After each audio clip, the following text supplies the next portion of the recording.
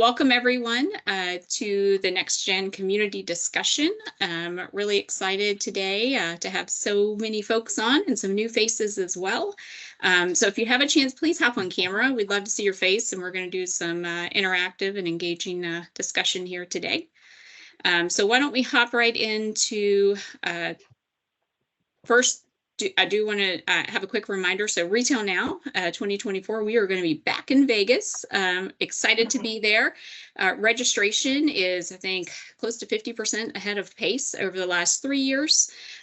So people are excited to go. The show floor is over 80% sold out. If you have not booked your hotel room yet, please do so.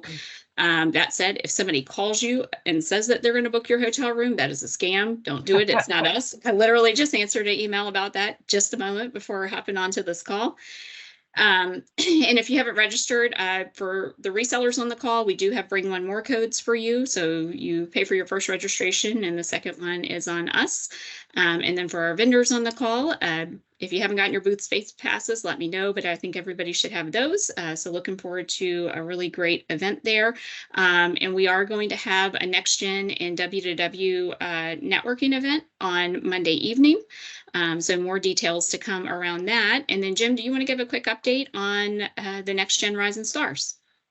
Yeah, so last year was the first year we did the RSPA NextGen 40 under 40 Rising Stars, and that was very, very well received, both at Retail Now and then afterwards as well. So we opened up nominations again this year, and I'd say we ran into I'm putting quotes around it for those who can't see me on video, a problem. And the problem was we had a flurry of submissions, and the problem was that so many great submissions as well, where we got to the point where last year we felt bad that, you couldn't put everybody on the list. But this year, is even exponentially more nominees. So what we're doing is, because, we don't have to be constrained by any rules, we're going to do Rising Stars again. But because we have so much great young talent inside of the association, it's going to be the RSPA NextGen Community 50 under 40 Rising Stars. So we can, folks can get to know now 50 folks under the age of 40 inside of our community. And there's plenty more where that came from. We could have gone to 60, 70, quite frankly, 80 based on all the submissions we received. So that's going to be exciting. We're finalizing the list right now. We actually have to do age verification, of course, in order to do that. So we're just about to start informing the folks who were nominated for it and who made the list. So really excited to be unveiling that list at Retail Now. So thanks to this community for making that possible. I know a lot of folks on here are part of that group and have nominated folks who are part of, again, it'll be now the NextGen 50 under 40 Rising Stars. So bigger and better. Awesome. And looking forward to seeing everybody there. Thanks, Jim. And then a quick reminder, RSPA Academy Accelerate. So that's our online learning e-learning platform. Lots of great content out there. Kathy's been adding new content that's been created by our members as well. And Kathy Meter, our VP of Education, is also available if you need guidance and courses to take, and or for your teams as well, if you'd like to put together some structured program paths as well. So definitely want to check out the RSPA Academy Accelerate, and it's free on all levels for all of our members and their teams. So no paid subscription there. It's all a part of it because it's so valuable and we get such great feedback. We wanted to be able to make that available for everybody. All right, and then for today's agenda, I'll briefly cover our community mission and responsibilities, because again, we do have a lot of new folks on this call. And then we are going to dive right into our group discussion. We want that to be an exchange of best practices, questions, comments. Everybody hop on video. I know sometimes it's not always ideal, but if you can, we would love for you to do so. And then we'll chat about any resources or takeaways that we have that come out of this. And then we'll talk about our next upcoming meeting as well. All All right, and then a huge thank you to our NextGen community sponsors, Blue Star, Epson, and Star Micronics. Thank you for supporting the community all throughout the year. It helps to support the things that we're doing right now, as well as at Retail Now, our NextGen community networking event. And Jim mentioned the NextGen Rising Stars 50 under 40 that we're going to be showcasing at this year's show. So again, thank you to these sponsors. If you haven't reached out and connected, I encourage you to do so.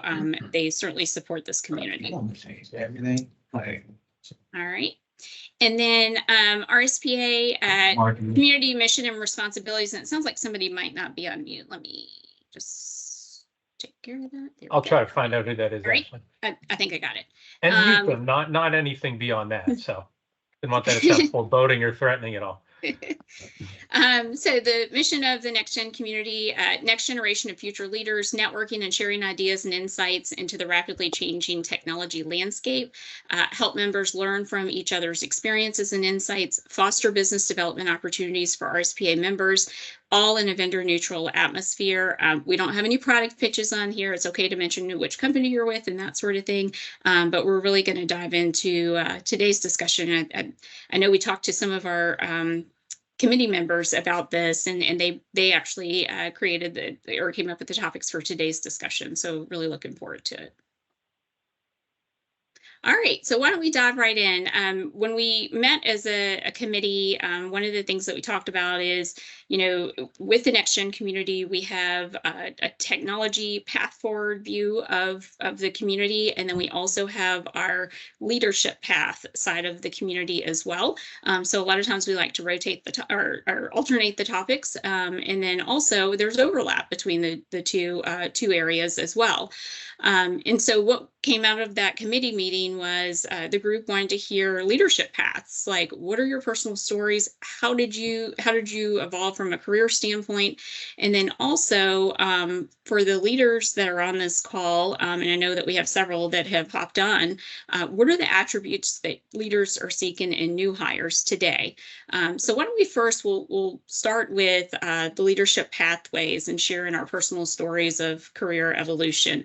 Who would like to kick us off to tell us a little bit about your, how you got started and even getting into this industry? And no awkward silence while Jim's here, especially.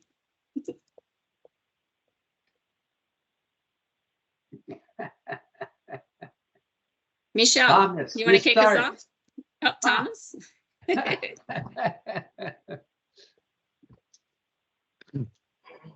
You want to hear me? Yep. Why not? Okay. So how did I get in leadership? Well, in this industry, I kind of started off. I wouldn't say I started off at the bottom mid, I guess. I worked in IT for a long time, and I kind of platformed out in that area. And when I moved to Alaska, everybody's got an Alaskan story if you live in Alaska. When I moved to Alaska, I was looking for a job. IT just wasn't in my wheelhouse anymore. I wanted to find something adjacent, but wasn't too terribly off the beaten path. And I found Skurla's. I really liked the idea of working for a small family-run kind of business because I'd worked at that before, and I'd worked at corporate. I kind of felt comfortable in that, and I wanted some kind of room to grow. And Skurla's had that, and basically, it was just hard work.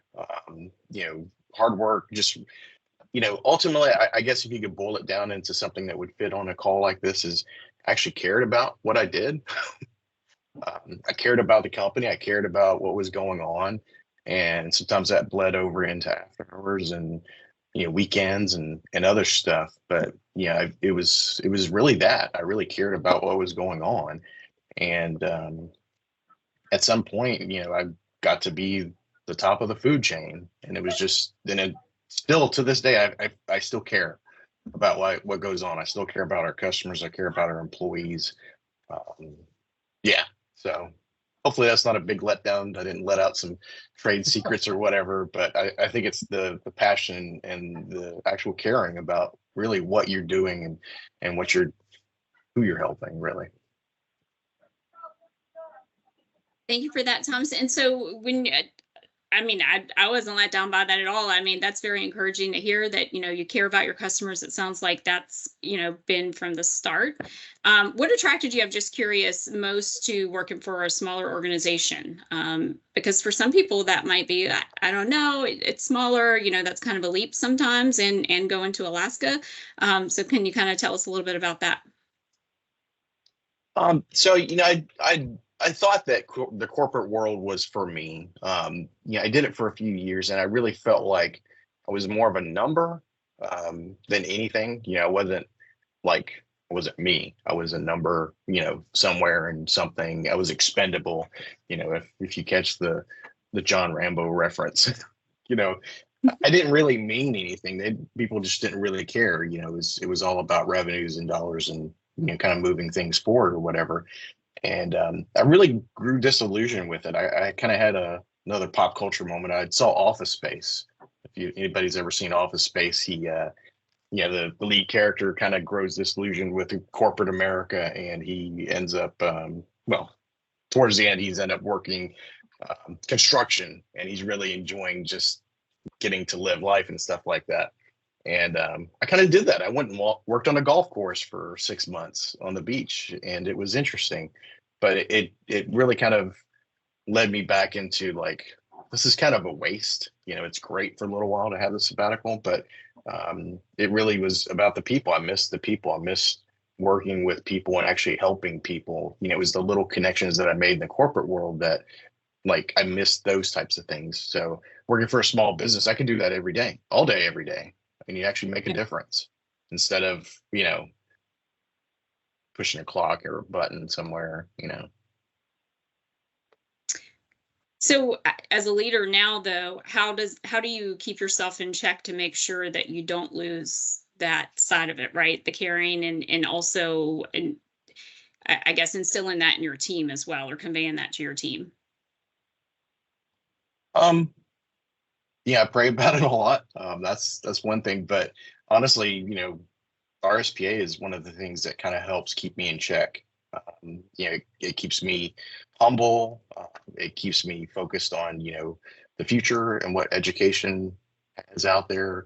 A lot of the people on this call inspire me on a regular basis.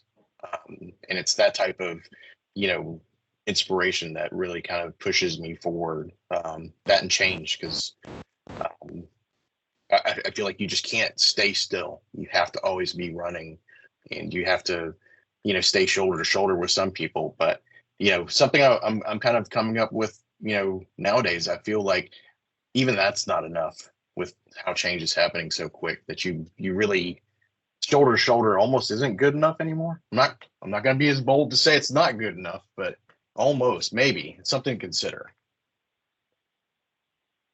No, that's helpful.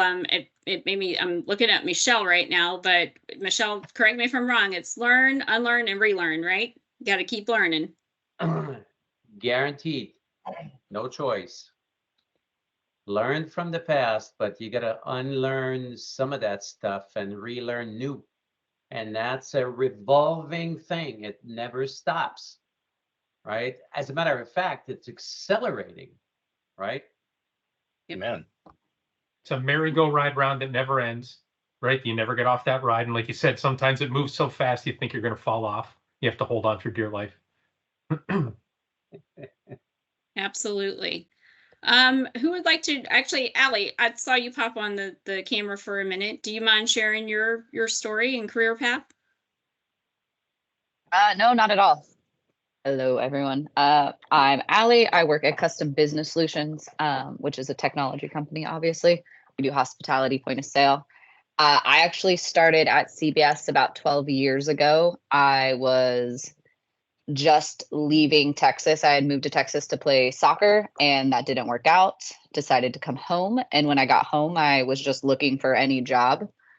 I had friends who actually worked at CBS, so I decided to take a chance working in technology. I did some IT stuff for my mom's school district here in California for a while. So I was in the know with, all the fun technology stuff, plugging in Ethernet cables and restarting computers for teachers. And when I came to CBS, I started in the help center. So I took calls for about 3 years here at CBS. And after about 3 years of that, I decided that as much as I loved helping people, getting beat up on the phone every day, every 5 seconds wasn't necessarily what I felt my calling was. So from there, at CBS, I decided to try doing some implementations and doing some sales. So I became an account manager at CBS for a while, did sales here, and then moved over to implementation. And I've kind of done everything here at CBS. And so when positions opened up in leadership roles, I instantly threw my name in the ring for it. I knew that leading teams was something I wanted to do. I knew I was super passionate about the people that I worked with. And so I wanted to help build them up and to help grow them. So over time, I became the manager of the support center. And then after that opportunity, COVID hit actually, or no, hold on. I had a kid first. I had a baby. Then I went on maternity leave and I came back. And at that time, the support center position was open. So I took over running the support center, which was super exciting. And I loved that. I did that for about 2 years. Then I had another kid. And when I came back from that maternity leave, I was taking over the implementation department here at CBS. And so I was running the implementation department as well as the support team, and kind of took over an operations lead, being more client facing and dealing with that. And absolutely loved that, which then led me into my new role, which is the VP of Client Engagement and Success here at CBS. So now I do a lot of the client facing parts of the business. I do marketing. I work with the implementation team. I help facilitate support needs, the client success team, and just really try to build all of the teams and team members below me up to be what we want them to be and grow here at CBS.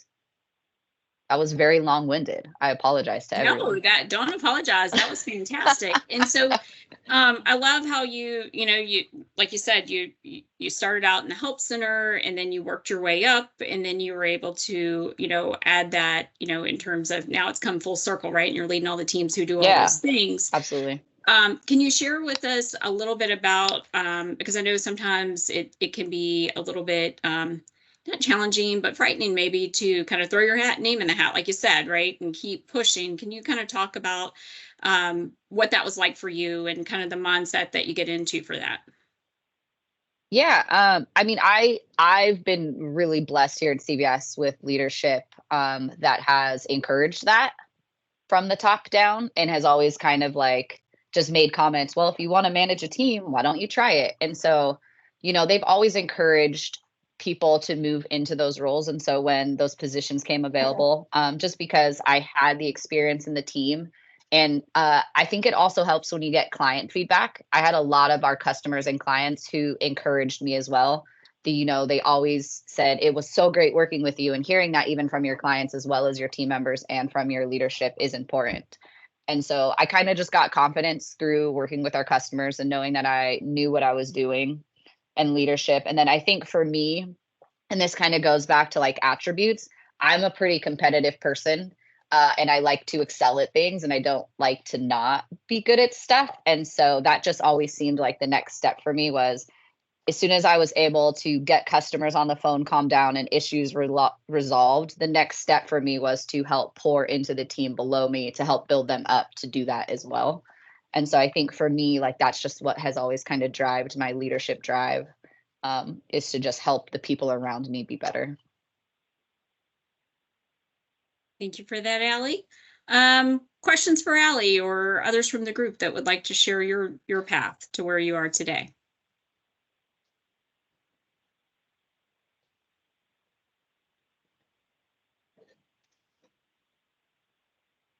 Ashley, I think we're all shy and we don't want to just throw our names in it, so we can call each other out. I know. I was like, Tyler. Tyler's turn. There you go. Popcorn, Tyler. Yeah, popcorn. I'll is do something we do. And I'm happy to share in a minute. But first, I just wanted to say I think this is really cool. The RSPA gathered a group of people together to just share our origin stories with one another across companies so we can get to know each other. I just don't think I've ever experienced a call quite like this. And I had the pleasure of sharing a stage with someone that I don't know their origin story. So I wanted to call out Kate, because I don't know how she got in the space, but I know she's been here a while. And so I'm happy to be popcorned back later, but I was hoping to call Kate out. I love it. It's, oh man, I have a very long story, so I'll try to keep it brief. I got my degree in art. So I'm an artist with a minor in music, flute performance. And I was going to get my master's in music. And then my boyfriend, now husband at the time, said, get a job here in Greenville, South Carolina, and I'll marry you within a year. So he put a ring on it. So I ended up staying in Greenville, South Carolina. I was like, well, what the hell am I going to do when I grow up and be an adult? So for some reason, living in Greenville, South Carolina, and anybody that knows this, I've said it to a bunch of people, and no offense, Michelle, but I am the only blonde Clemson alumni that lives in Greenville, South Carolina in this industry that has never worked at ScanSource. So I did not start at ScanSource. And although we do work with them, so no shade there.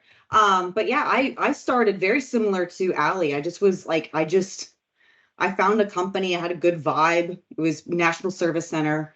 I think they've been purchased a couple times. They were with ITW. I think they're with Newbold now, but I started off as a sales assistant, like the sales manager. I mean, I was just very lucky. And this is why mentorship and training and onboarding is super important to me, because I was very blessed with a woman named Heidi Nagy. She's not on here, but she's with TD Synex, and she has guided me, and we're still really good friends to this day. She literally has helped mentor me through the industry. So basically what happened is I was her sales assistant. So whenever she traveled, this is before smartphones, which is why I'm turned 41 this year. So I'm totally out of get the 50 under 50, Jim. Hey, no. It's gotta be 60 under 60, because I gotta do that the next 5 years that I'm aging out. So it's gotta be self-serving. I would make that list at least, Go ahead. Well, hold on here. Jim, your list will be way too under long. 65. You'll have hundreds of people. Yeah. So, but anyway, I was very lucky in that I kind of followed Heidi's coattails. So whenever she got promoted, because she was doing, she was killing it, and she was killing it, because she's just a machine for one, but then also because I, have to give myself a little bit of credit. I did a good job myself. And so whenever she got promoted, I would get her job. And so it was literally like she kept getting promoted, then I would get promoted. And I just kind of followed along suit. And that's just, that's just the way I kind of felt it. I've always been very passionate about leadership, and not so much management, but leadership, mentorship, guidance. So, and I've just been very lucky in my career that I've always had management and bosses that have seen that in me and encouraged me to not only just be unapologetically me, but to, not be afraid to fail.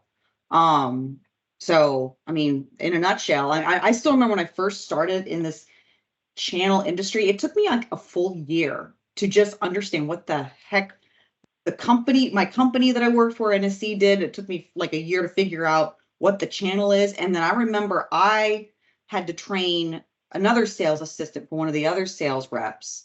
And it was at that moment that I was training her, and I was like, holy crap, I understand what I'm talking about. So it was at that moment that I was like, wow, I get it. I finally get it. And so again, that's another reason why my passion for mentorship is so huge. So I'm trying to keep it as condensed as possible, but that's kind of my origin story, if you will, in a less than 5-minute time span. Ashley, you have a question, right? So first of all, Kate, I heard music in the beginning, that you moved there for music. Can you explain what type of music you were pursuing? So no, I didn't move to Greenville for music. I graduated from Clemson, and I wanted to be a high school band director.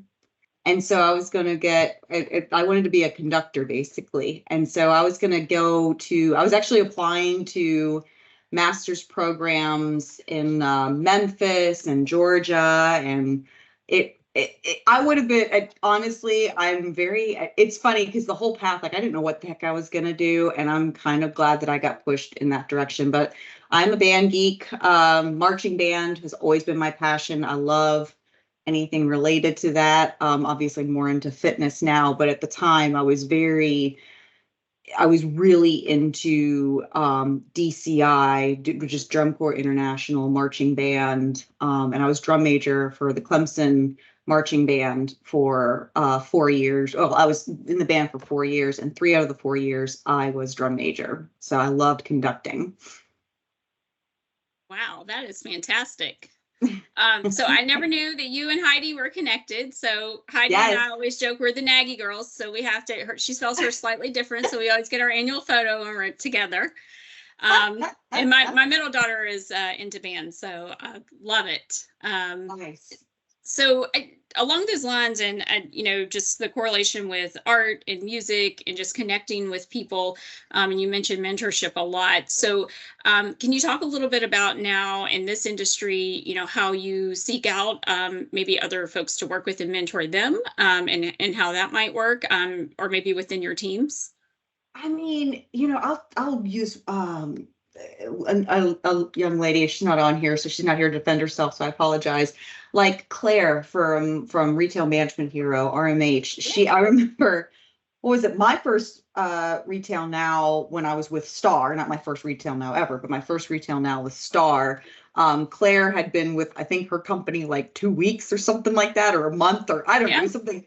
And bless her heart, she, you know, that's a Southerner we made, bless her heart, she looked like a deer in the headlights. I mean, you know, so I remember just, you know, those people that are overwhelmed, and and the thing is like, it's not even like, does it help me from a standpoint of being at Star Micronics and my business? Well, yeah, but I don't know. I don't approach it that way. I see it more as paying it forward. So when I see people that are just kind of like, I have no idea about this, even internally, like I have, you know, some of my team members here at Star, they're just like, you're really connected. How do you know all these people? And then I give guidance. I say, well, you know, be on LinkedIn, be present, you know, do posts once in a while, make sure you be present. And when you go to these conventions, when you go to these events, talk to other people, get to know them, pick their brains. Don't ever, you know, be shy. And I'm an open book. Like I say I'm unapologetically me. I am unapologetically me. What you see here, what you see on LinkedIn, it's not, I mean, it's what you get. Like, this is what you get. So for me, it's just, I don't know. You can tell when someone just, because I remember that feeling. I remember that feeling of complete and utter, what the hell am I supposed to be doing here? And I remember that feeling, and I can tell those people, and I just always want to make sure that people feel comfortable. You know, hey, I remember Kate because she was really nice to me that one time, and she'll answer my questions, and she won't judge me for, you know, it coming. I always say there's no such thing as a stupid question. If you don't ask, that's stupid. Yep. Now that I love the paying it forward. And then also, speaking of Claire, like she participates in our marketing community, and we have a women to women speakers boot camp that we're doing right now. And so she's participating in that. And so I don't know that she would be engaged in all these things without you saying, hey, you know, let's help and let's connect you and make you feel welcome. So thank you for doing that. And I think that's an important part of our community and why it works so well in the industry as a whole, because it's not just the RSPA events, right?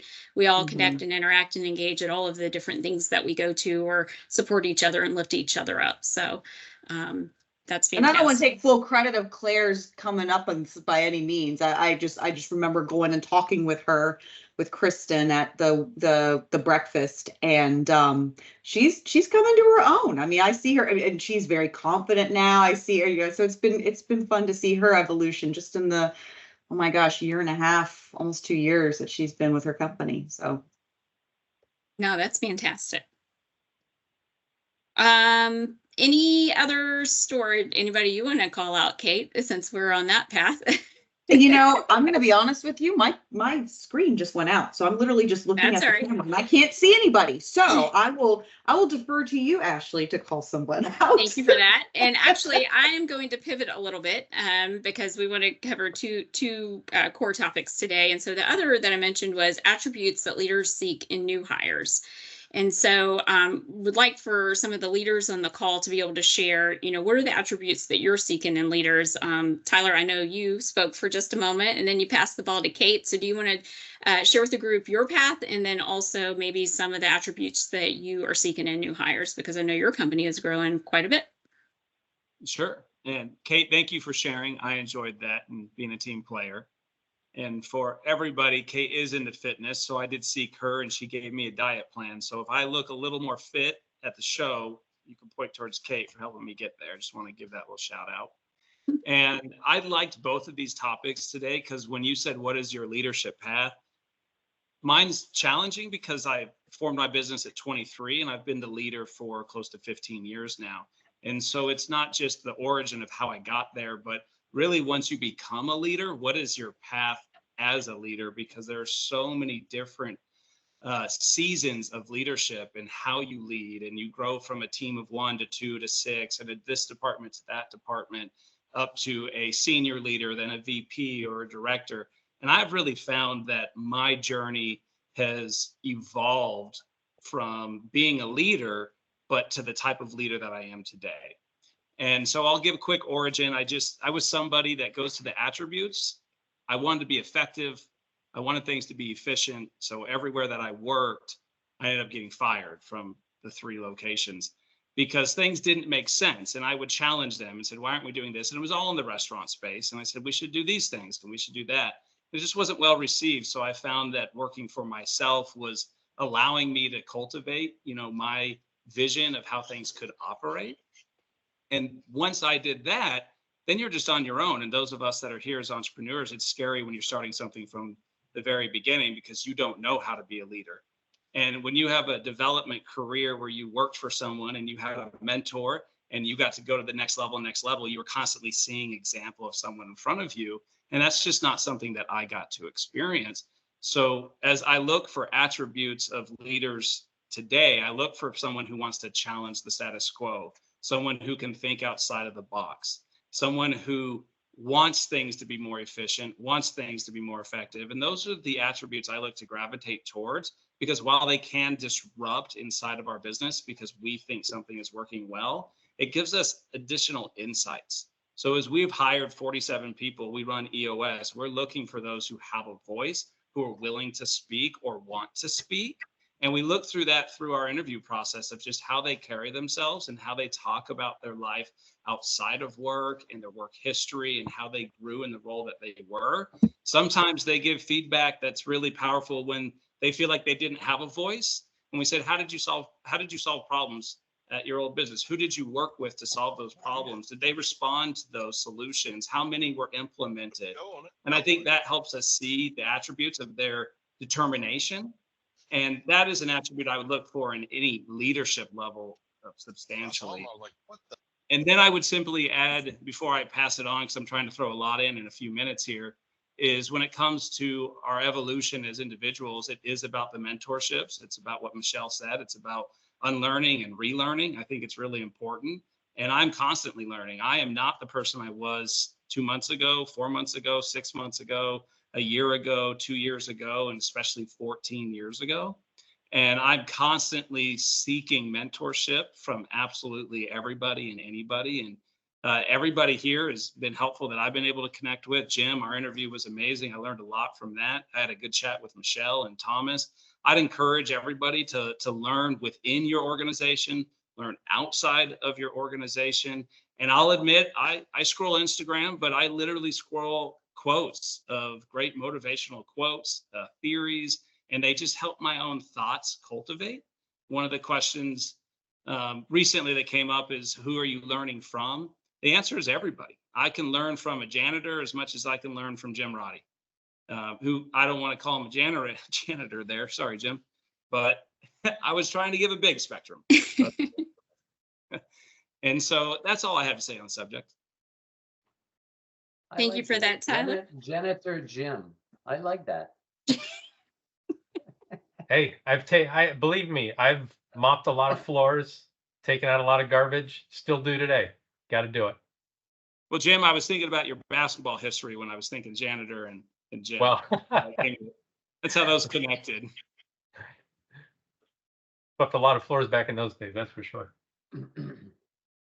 And so, Tyler, you mentioned the growth that your team has seen and how much it's evolved over time, right? And so, can you talk a little bit too, and maybe it's very similar, but as you grow some of your team members to become leaders themselves, kind of what does that path look like in your world? I was introduced to fractional individuals 2 years ago, and we've invested in hiring fractional talent. At one point, we had 5 individuals on our team. And you get what effort you put in to a fractional individual who comes in to bring their expertise. And fractional is just simply somebody I could never afford because their knowledge is too intense. And so I get them for a few hours a week and I pay a premium for that. And if you really invest in asking questions and pulling out the information and presenting your problems well, they'll help you through that process. And therefore, we have these fractional individuals that are available to our leadership team doing one-on-ones to help elevate them as leaders. And I think the thing that we all learned here at Tonic Bold in the last 2 years is that leadership is really about leading the team. It is not working in the business. It is really about developing ourselves and developing our team members so that they are capable to do their jobs and the job that they're going to move into. And that is what has allowed us to scale and grow at the rate we're doing, because quite frankly, most of our team members could take their boss's job and their boss's job. And we really try and, kind of twin the efforts of what people are capable of doing and challenging them to develop and grow and putting into place leadership. Like, I'm part of this LifeWorks group in Atlanta. Once a month, they get together. We've utilized Vistage for one of our leaders out in Oregon. And we have found that the best way to learn is to sit down with someone who has more experience in the area than you do, being open and transparent about what's going on in your world, and then getting the feedback and hearing it. And we've done that at the manager level, at the senior management level, and especially at myself. And I think that has allowed us to exponentially grow as leaders inside of our business in the last 2 years as we've really gotten quite large. And Tyler, if I could just add to that. So this is tying in your comment about a janitor, right? And being a leader. So I just shared in the chat, and this is when I met you. So just so everybody knows, Tyler invited me down to Atlanta. I spent most of the day down there with him and his team. We did a couple different interviews, things of that nature. And the phrase I just shared is from Jim Collins. So our job now as leaders is not to vacuum the floor, right? Somebody else probably does that, or maybe we do that in addition. But our main job is to vacuum the brains of people who we meet. And that's where Jim Collins, the author of Good to Great, he studies a lot of great organizations, great leaders. And that was a big thing. And then Tyler, it's something, I'm not trying to blow smoke at you, but that's something I noticed for you. Because remember, you had just gotten back from playing golf with some guys, and some people you had never met before or something. You were talking about all the questions that you ask them. And so that's a real thing of, right, where you have a chance to talk to people, and we can talk about the weather and only the weather or whatever, or we can ask them, like we've been doing for the last 40 minutes on here, tell me about your path, tell me what you learned, tell me about takeaways, and it'll lead to other things. So again, I just always think about that, right? Our job is to vacuum the brains of whoever we meet, right? No matter anybody in any walk of life, we can learn something from everybody. So yeah, I would say deep questions. I'm a big fan of deep questions. I think anybody on here sat down with me probably realizes I get there pretty quickly because they're meaningful and there's something that you can take away with asking a deep question. And a lot of people are scared to kind of take a step forward, and that helps within your own organization. I know it's culture and it's not what we're talking about today, but for example, I don't go into my office unless I can schedule an hour to 2 hours where I have the ability to float the office and talk to everybody. Because I don't want to be a CEO that shows up and sits behind a door and everyone wonders, what is he doing in there? I've had that boss when I was younger. So I don't think they really do anything, in that back office. So, spending time with everybody, asking the deep question. I learned yesterday 3 people didn't get t-shirts. So it was like, let's get these people t-shirts and let's take a group photo together. Yep, I agree 100%. Intently listening was, I love that. And just genuinely being curious. I use that a lot. Like, just ask the questions because you really do want to learn and listen and gain that insight, because you never know what path it's going to lead you to next. Allie, can you share with us a little bit, because you lead a team now too, and as you guys are hiring, what are some of the attributes that you seek in new hires? Yeah, I mean, what Tyler said also is absolutely correct. I think for us, something when we are hiring people, because we deal with a lot of client-facing things, finding people who are willing to have conversations has become a harder thing. And I don't know if anyone else on this call agrees with that. But people like to hide behind their keyboards and hide behind the screens and not have those genuine conversations. And unfortunately, in the space that we're at and where we're delivering customer service, being able to engage in a conversation and understand someone's actual issue is really important for us, because someone will say it's not working. Then you have to really actually understand what it is and what is not working in that. And so being able to have those strong communication skills, problem solving abilities, being able to adapt to any type of situation for us has been the biggest switch in how we're hiring people. Our interview process is no longer like, hey, here's some questions and answer them. It's more of a video meeting or an in-person meeting where we're actually having those deep, meaningful connections to make sure that not only can they do it, but are they culturally going to fit with our mission and where we're going. Tyler mentioned EOS. CBS went down the EOS road a couple years ago. So we're, I think, like 3-4 years into our EOS world, and it's always growing and always changing and evolving. And so for us, like, culture fits to our core values and who we are and what our mission statement is as a business is really important. And we're starting to fail even faster with hires when we do bring them in. And if they don't fit, it's easier to have those conversations when you're hiring based on those types of things and the attributes that you really want to see in your team. Allie's talking about the core values that EOS helps you establish. Yeah. You understand what you're looking for in your alignment. And EOS, in establishing those values for us, also helped weed out any individual that didn't fit. It really starts to highlight those who don't align. At the end of the day, even we're around, a little over 100 employees.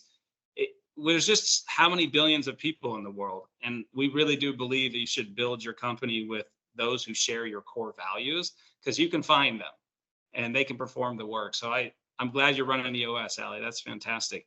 Yeah, absolutely. Ashley, if you're going to call someone out next, I'd like to volunteer Andy, because when Kate was talking about, music and dancing, Andy started like doing this or something. So he had something to say. Yeah. So I'm a band nerd myself, came from the marching band world, and bring a little context to this story. Graduated college with a degree in music business, and after college worked in music business and quickly discovered that what it is that I love is music and not music business. So that quickly ended, and I ended up working in restaurants. And then from there, my story sounds a lot like Thomas's, where I started at a small family-run business. I was programming point-of-sale menus, and then opportunities just kept coming, and I would take them. And so I'd get an opportunity, take it, and was able to move up. And actually, a large part of my career advancement was when I started going to RSPA, and I work in an environment where they're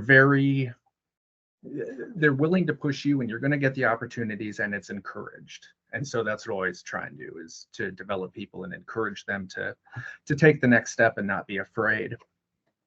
What was my question? Attributes you're looking for in new hires. Somebody's willing to take a chance. I always tell people I've taken down more point of sale systems than anybody in this building. You're going to make mistakes. Give it a try. Be bold. You've got to try. I want those people who aren't afraid to fail. When I'm looking for hires, I try and remember that there's not a whole lot of college programs where you come out with a point of sale degree. So people who are going to be good in this industry come from all sorts of places. Andy, what's a question you ask a new hire when you're interviewing them to determine if they're willing to fail? I don't know if I have a single question that I ask for such a thing, but I mean, I just try and be real straightforward with it, that a lot of times you're going to be asked to do something that maybe you haven't done 100 times in the past, so you're not super familiar with it, but you're going to be faced with those situations. I think Allie did a great job of explaining what she was looking for, and I was really connecting with that. But you know, I just let them know. You know, I just try and be encouraging. Yep. So Tyler, I'll setting them up say, for, oh, go ahead. if I just want to say, so there's nothing wrong with not beating around the bush in the interview process. So I have a question I ask and say, tell me about a time you failed at something. And oftentimes people in the interview process will go, like you can see in their mind, they're going, I'm in an interview. If I say I failed at something, they're probably going to not hire me. And then I say to them, like, it doesn't have to be some colossal, you know, the entire company collapse or something like that. It could be a goal that you had and you just fell short, right? And you look back, like, and if somebody says, I don't have one, then we go, really? Like, you've been working at this the whole time? Like, I could regale you with failures. And so, like, to let them know it's a safe area in order to be able to say that they fell short at something. And again, I don't see that as a dishonest thing the person's doing. Sometimes they're like, ooh, I'm not sure what I'm supposed to do here. And then when they get done telling that one, we say either that was great or can you give some more details? And then we'll say, great, tell us about another time that you failed or fell short at something. And they'll always have a second one as well. So, and that's where we pause people. If they say, I ain't got nothing, we say to them, like, see, that's a problem because we want people who take chances and do things. And if you're trying stuff and you're getting bloodied in the battle and mud on your face, you're only going to do that if you're trying stuff. If you don't have any of that, this probably is going to be the place for you. And then you'll get people who go, oh, wait, now that you're putting it that way, let me. Yeah, I always work real hard to try and get people comfortable in an interview first before sliding in interview questions, and I always try and kind of hide them a little bit so it doesn't sound like the standard tell me about a situation and let's just your last boss, yes, you know, and try and slide them in and just get them comfortable first, you know. And you can find some little pickadoodles with people, you know, like we always call it the headphones questions, like what kind of headphones do you like, are you into technology, build a computer, and just get people going on something like that, and you get comfortable and they'll open up a little bit more to you, and you can start to pick out the things that you're looking for and that you like. Yeah, that question is not my first one. That'd be awesome. I'd love to do that to somebody at some point. Sit down. Hi, how are you today? Never mind that. Tell me about a time you failed at something. Hey, Jim, do you mind if I ask you a question? Sure. Can you tell us all and showcase and lead by example and tell us a time you failed at something? I can't think of one. No, I'm perfect. Haven't made a mistake yet. No. So I'll pivot. If you guys can see, I'll answer the question. Can you guys see on my camera there the magazine cover? So it says Sports Look magazine. So Tyler, like you, when I was 23, I started my own business. It was a monthly sports magazine serving Northwest Pennsylvania. I had no business acumen when I started it. I had only $6,000 in my savings account. I'm like, I'm going to go start a business. So I ran it for 5.5 years. But at the end, I didn't have something that I could sell because it was all me doing everything, right? I was doing the editing, I was planning the stories, I was doing a lot of the delivery, I was taking out the garbage, you know, like you'd said before. I had done all that. And then when I went to actually get into this industry to work for Business Solutions Magazine, I thought, oh, I'll sell the product. And once I started talking to business owners, they're like, well, without you, there's nothing there. And I realized for 5.5 years, there's a lot that I did, a lot of goodwill that I built up. But at the end, I didn't have a real business is what it was. And so this is why Ashley knows from working with me, right? Talking about delegation on a regular basis. I speak about delegation at a regular time. And I tell that story in the delegation of, you know, I worked my tail off 70, 80 hours a week. And in the end, I had what amounted to everybody else's view was, well, that was neat, but it was not a real business. So again, I could sweep that under the rug, but instead I hang it on my freaking wall, right? In terms of, I was proud of the magazine, but it's always a reminder to me of, if you're not truly building your business, if you're not building systems, if you're not building up people, in the end, you won't have anything, and you'll be very, very disappointed when you get to the end of that road and put in years and years and years and get nothing. So this is why VARs have heard me talk about recurring revenue and delegation and building a team and all that stuff. That's what drives me. So I hope that answers your question. Mr. Young, and I hope you'll consider me for the job. That was a great example of a failure, Jim. Thank you for sharing.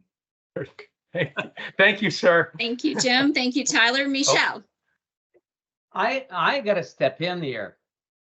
This shit is dear to me. Like, it is very dear to me. I have a hard stop at 2, so I'm sorry, or at 2 our time. I am, by the way, I am inspired today. Listening to each and every one of you, I am inspired. We so much need more of yous in our industry. It is absolutely refreshing. But before I leave you guys, I wanted to throw a couple of things. So I'm not going to talk about me, right? Unless, Ashley, you impose it on me. But you know what? Couple of things. I heard I got to learn. I want to learn from you, Tyler, and others, right? Absolutely. The industry, the behavior, people are changing quickly, right?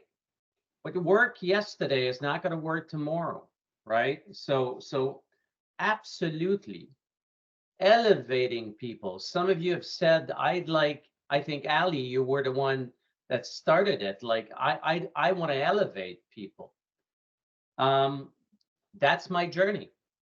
This is my journey. The number, because a lot of leaders are saying, we got to hit the number. We got to hit the number. And they're numbers driven.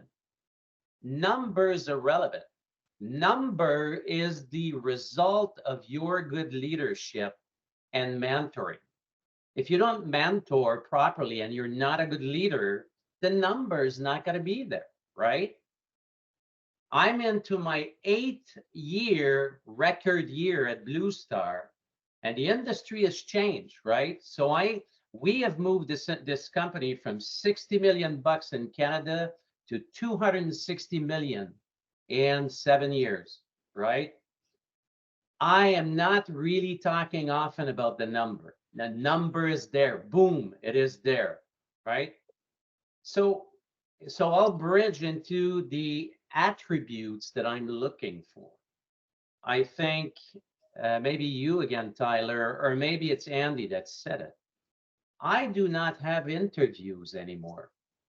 And the minute I get someone on the call, I am saying, forget about that bullshit of interview.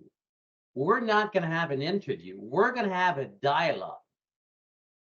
That's what we're going to have. And the reason we're going to have a dialogue is for me to understand what's your why, what's your purpose, what drives you and motivates you, and can I bring you the ingredients for you to really have sparks in your eyes. And it kills I think the pressure of the interview. A lot of people, 90% of them say, oh my God, thank you, right? Immediately, that's the reaction I get, right? And we have a true and honest dialogue around stuff, because I'm of the opinion, attitude and motivation, this is very limited when it comes to impacting that. Attributes and skills you can teach.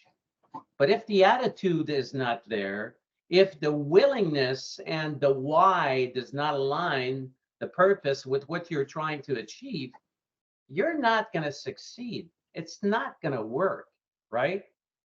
And I guess indirectly by listening to you, you're all saying the same that I am saying today, right? It's no longer the traditional 10 questions and right, you've scored 80 versus somebody else that has scored 63, right? It's no longer this, right?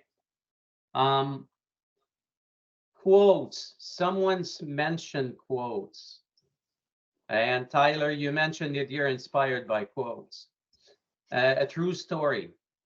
I'm into my 3rd year that I'm sending the quote of the day every morning to every employee. And I wanted to stop about a year ago. I wanted to stop. I went to the team and I said, you know, guys, maybe it's repetitive, maybe it's old thing. And people raised their hands, say, are you in? Stop this. We want it. As a matter of fact, we share quotes with our friends, right? Please continue doing it, right? And I really am touchy on the quotes that I pick, because I pick quotes that tie to my why, right? That ties to what vision I have of the business and of the industry. And last, my why is no longer just, yes, the result has got to be at the rendezvous, but you know, leadership is not about that. Leadership, you said it, and I'll just confirm it, is to elevate people. And my why is bringing people, my surrounding, employees and beyond, from this level to the next level, right? So I'm pushing on Roddy for Blue Star, for RSPA 3.0. And I'm pushing Blue Star for Blue Star 2.0.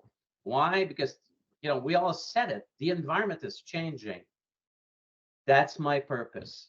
But again, in closing, I am inspired today. Really am, sincerely. Michelle, is there any way to get on that email list of daily quotes? I asked him the same thing, Tyler, when he told us about it a few years back. Yeah. Well, here's what I'll do. I'll send you the one that I sent this morning. Is that good? That's enough? I'll take it. I'll take it.